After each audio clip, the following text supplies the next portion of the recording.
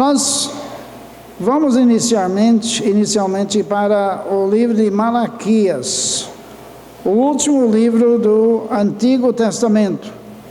Então é mais fácil encontrar entre os profetas menores, aquele que às vezes a gente fica folheando na Bíblia para cá, para lá e tal. Então você vai até Mateus e faz uma pequena marcha ré e você já está em Malaquias, especificamente no capítulo 3, começando com o versículo 17. Mas antes, um pouco de observação sobre o livro de Malaquias. É um livro pequeno, 4 capítulos, no qual há muito debate entre Deus e seu povo. Deus fazendo reclamações, acusações, e o povo também respondendo do mesmo jeito, dizendo que Deus é negligente nisso, naquilo e tal. E como o pastor Marcos mencionou hoje no estudo sobre o dízimo, até nesse mesmo capítulo 3, a parte antes, tinha aquela conversa, Deus e o povo, Deus dizendo que o povo estava roubando ele. E o povo não muito a fim de receber estas acusações. Mas hoje nós vamos ver, inicialmente, um pouco mais de reclamação por parte do povo, mas depois o que eu considero um dos trechos mais preciosos da Bíblia, embora não seja muito bem conhecido. De fato, eu fiz a pergunta à turma ontem, que esse já era uma parte da Bíblia conhecida, e acho que todos disseram que não. E de fato não é, mas nem por isso deixa de ser algo de muita bênção para a nossa consideração. Vejamos então, a partir do versículo 13. Deus está falando, diz: as vossas palavras foram duras para mim, diz o Senhor, mas vós dizeis. Agora, abre aspas, não é mais Deus que está falando, e sim o povo que está reclamando contra ele. Que temos falado contra ti? Discordando de Deus. Deus acusou-os de falar contra ele, e o povo, como assim? E eles continuam: vós dizeis, inútil é servir a Deus, que nos aproveitou termos cuidado em guardar os seus preceitos e andar de luto diante do Senhor dos exércitos. Ora, pois, nós reputamos por felizes os soberbos, também os que cometem impiedade prosperaram. Sim, eles tentam ao Senhor e escapam. Fecham aspas. Então o povo está resmungando forte contra Deus aqui, inclusive dizendo que é inútil servir a Deus, uma perda de tempo, melhor fazer outras atividades, porque eles achavam que Deus não dava a recompensa por esse serviço que eles estavam prestando a Ele. Triste isso. Nós que temos o privilégio de servi-lo, ou seja, como ministros da palavra, ou leigos ativos na igreja, sabemos que não é nada disso. E Deus sempre foi Deus, Ele não mudou. Ele não se tornou mais bondoso hoje do que era naquele tempo. Mas a atitude daquele povo complicava seu relacionamento com Deus.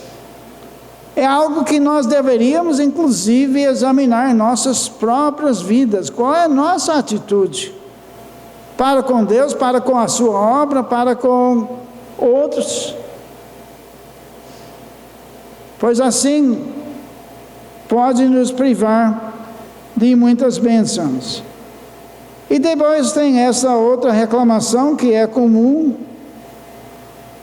e pode parecer verdadeira até certo ponto, mas no final não é assim não. É essa que eles achavam que eram felizes os soberbos, as pessoas orgulhosas, as pessoas confiantes em si mesmas, aquelas que não achavam que necessitassem de Jesus ou nada assim, os soberbos, e pessoas que estavam cometendo impiedade, dizendo que para essas a vida é boa, estão prosperando.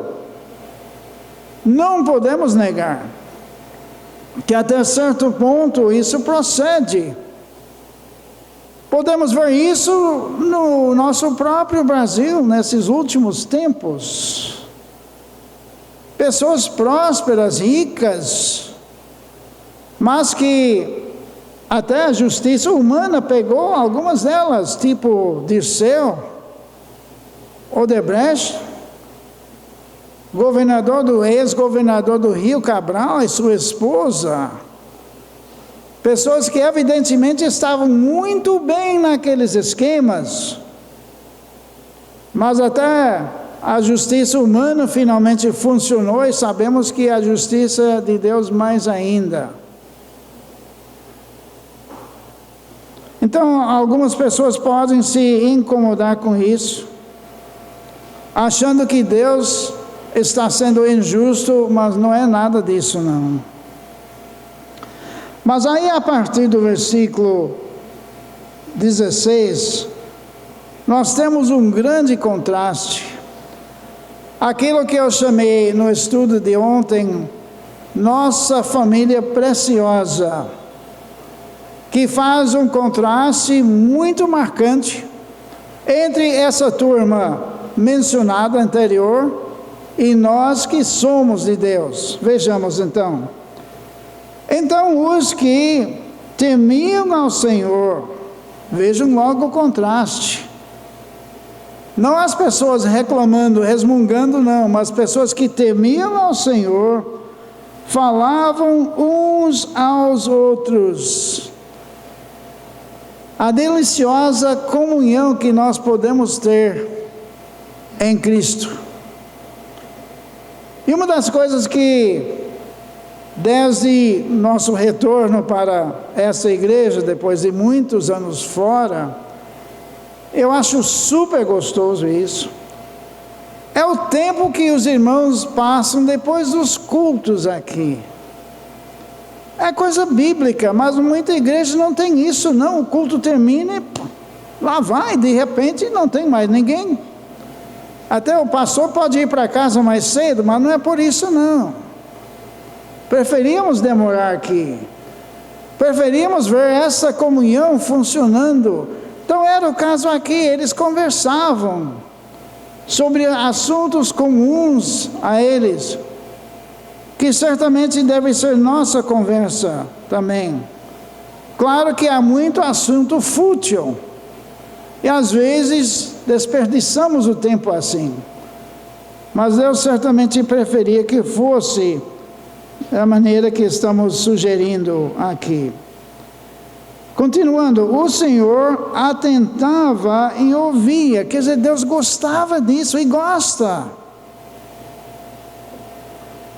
O culto não é somente o tempo que nós passamos cantando os hinos, ouvindo a mensagem e tudo isso, não. Mas o culto é aquele tempo depois. Quando estamos tendo essa comunhão, eu gosto até de pensar que estamos ensaiando a vida no céu. Certamente será uma das atividades principais lá. Passando esse tempo conversando sobre a grandeza de Deus. Havia um memorial escrito diante dele para os que temem ao Senhor e para os que se lembram do seu nome. Vejam como começa a surgir aqui também a ideia do seu povo. E Deus interagindo com o povo, Deus ouvindo o povo, Deus estabelecendo este memorial, que em outras traduções da Bíblia sugerem um tipo de livro. E nós veremos mais sobre esse livro mais adiante, no livro de Apocalipse. Mas Deus estabelecendo este memorial, dentro da boa vontade dEle. E vejam então o que Ele declara no versículo 17: eles serão para mim particular tesouro, naquele dia que prepararei, diz o Senhor dos exércitos. Poupá-los-ei como um homem poupa a seu filho que o serve. É Deus que está falando essas palavras. São promessas que Ele está estendendo a nós. Promessas que devem tocar em nossos corações, que devem fazer com que nós tenhamos maior desejo de testemunhar daquilo que Deus faz em nossas vidas. Um particular tesouro. Deus nos encara assim. A gente no English Club está cantando algumas músicas dos velhos tempos, das crianças. Não estamos tratando o pessoal como criança, não, mas para facilitar um pouco, né? Músicas mais simples. E um dia acho que eu devo cantar essa também. Me lembro de uma música que eu cantava como criança, ou até mais tarde, que falava exatamente de Deus buscando suas joias preciosas. Essa música acho que já cantei em português, inclusive quando a gente tinha trabalho com crianças em outras igrejas. Mas é uma música baseada exatamente nisso, Deus nos encarando assim, como preciosos. Ele mostra o seu tratamento de nós como filhos obedientes. Oh, como é gostoso ter filho e o filho é obediente, né? Deus nos deu a alegria, a bênção de ter duas baianas bem obedientes. Tinha uma, a Débora, inclusive, que era obediente demais. Débora é um tipo, não está desprezando o termo, a Débora é um tipo muito sensível. Em 2 ocasiões, ela nos procurou para pedir perdão por uma ofensa que ela tinha cometido contra ela, que a gente nem sentiu. A gente disse: Débora, como é que vamos perdoá-lo se a gente não está sabendo dessa ofensa? Não, mas eu fiquei... Mas é uma bênção, nós sabemos que nem sempre é assim. Amamos nossos netos, 3. Mas não são do mesmo padrão de mamãe não, viu? Tem seus gênios mais fortes. Quando nós tivemos realmente, não só eu, mas Mavis e eu tivemos momentos um pouco difíceis com eles, e falamos com a Clara, a primeira, a primogênita, e eu tentei corrigir a Clara nisso, aquilo, e ela simplesmente disse: mas eu sou assim. Ixi, Clara, por favor. Mas era a justificativa dela: eu sou assim.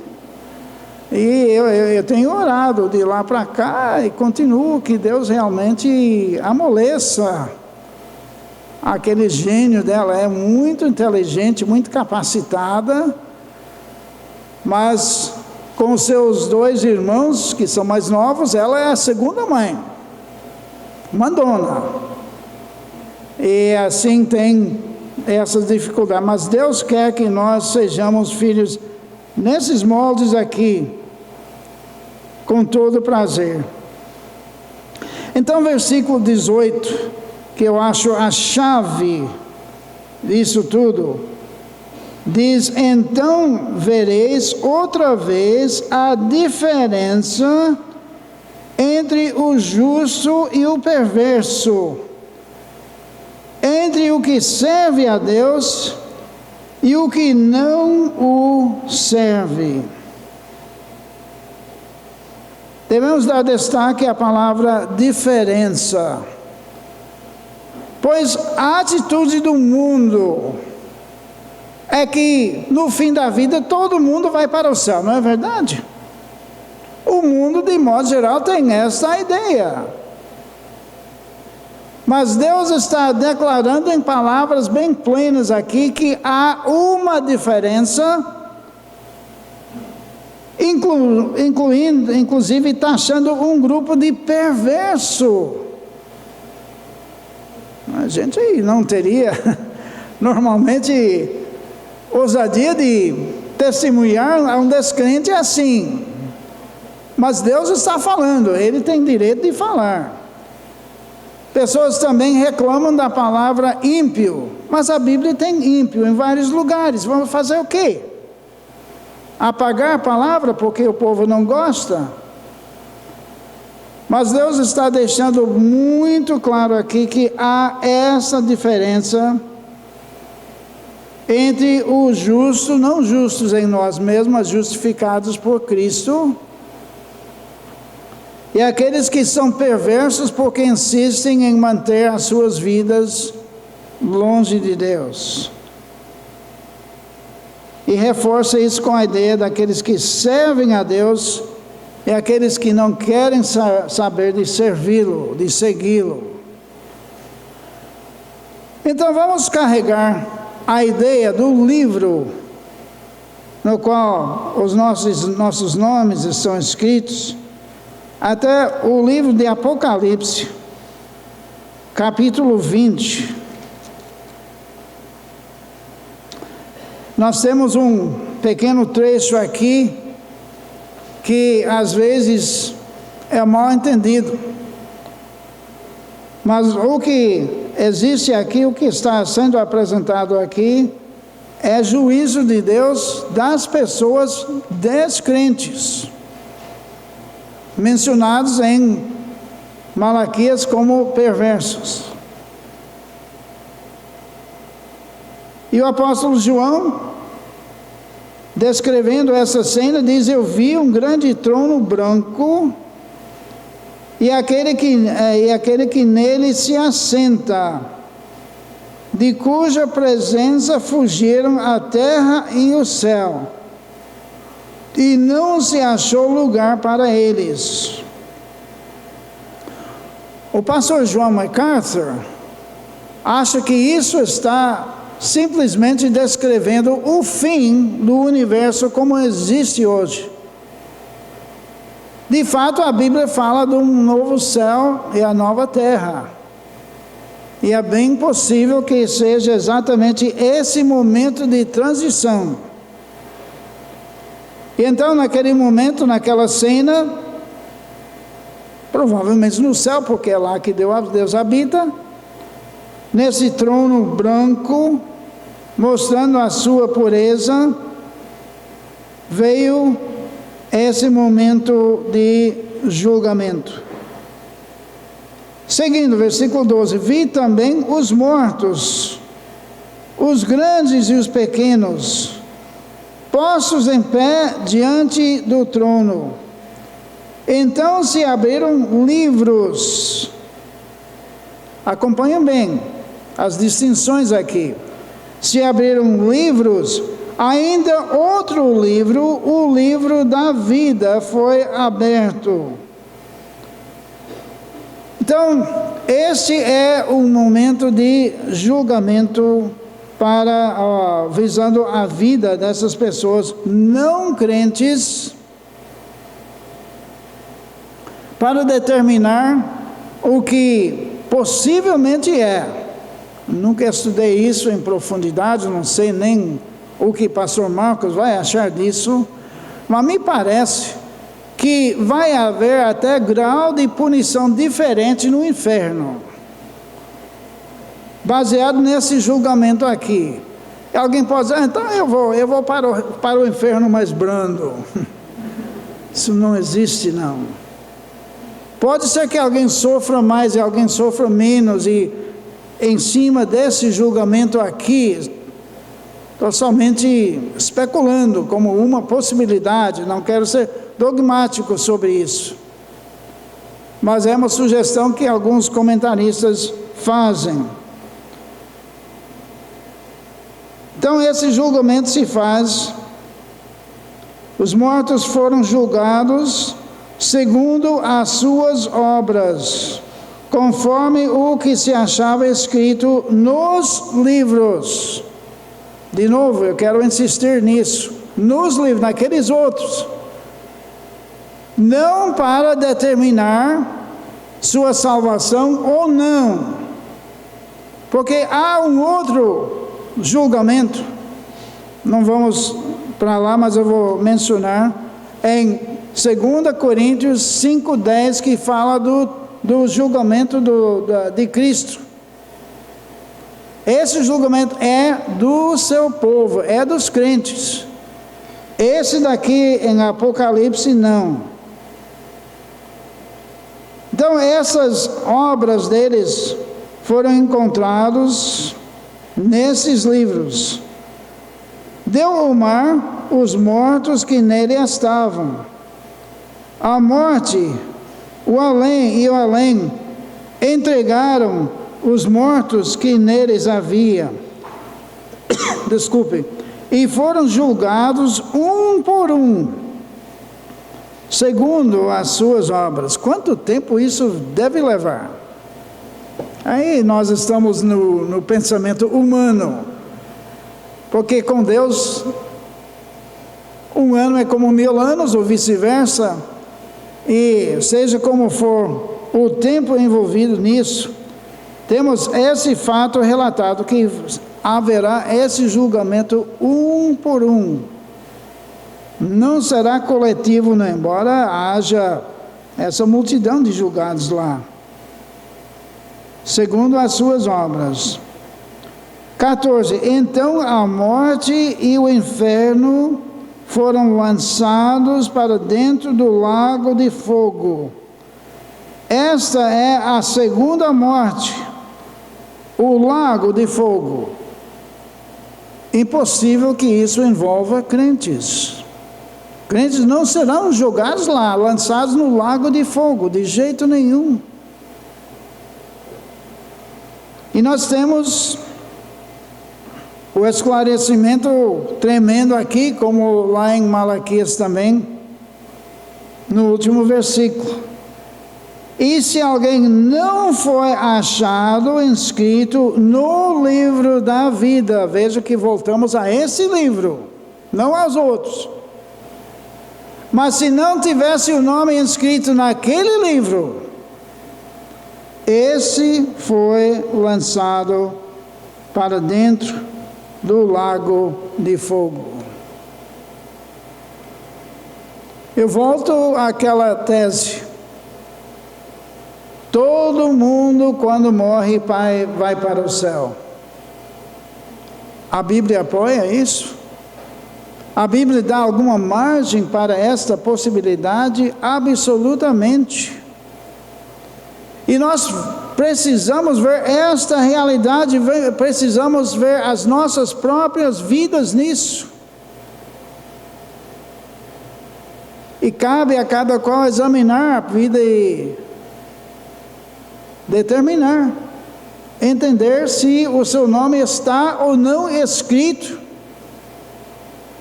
vendo até as normas mencionadas em Malaquias. O que é a salvação? A salvação não é religião, a salvação não é denominação, não é nada disso. A salvação é um relacionamento pessoal com Jesus Cristo. E o destino eterno das pessoas com Jesus ou fora de Jesus está muito bem definido na Bíblia. Cabe a nós encararmos a realidade com nossa própria vida. Se fosse hoje, em que livro o meu nome seria escrito? No seminário, eu estou tendo o privilégio de lecionar a matéria livros históricos, e nós iniciamos pela ordem no livro de Josué.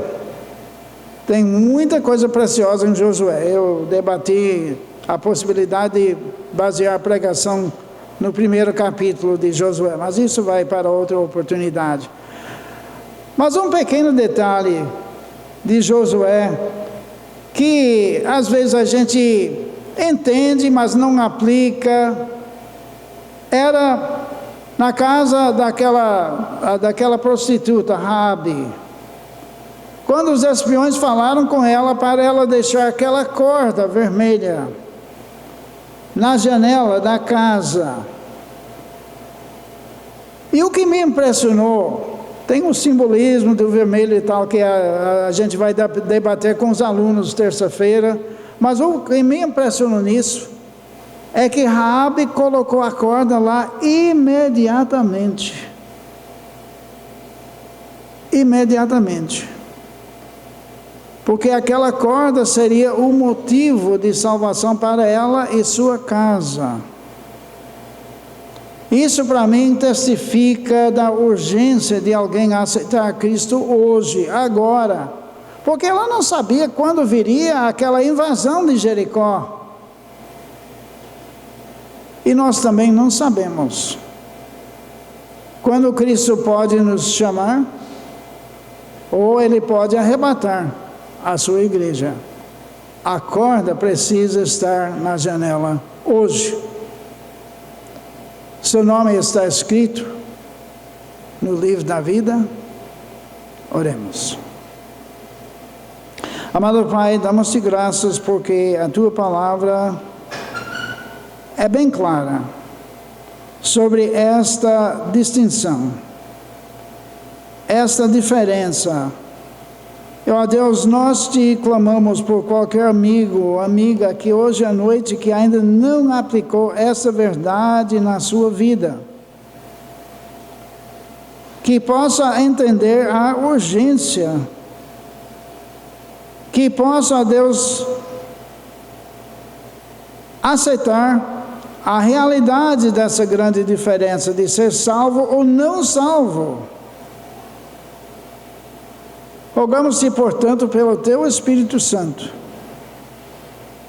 que Tu operes numa vida vazia, que hoje possa dar entrada para Jesus. E para nós que somos o Teu povo, ó Deus, que possamos ter alegria de Te servir, que possamos ter sempre, ó Deus, um testemunho esclarecido, pois estamos cercados por pessoas necessitadas, carecendo da salvação em Jesus. Em nome dEle, amém.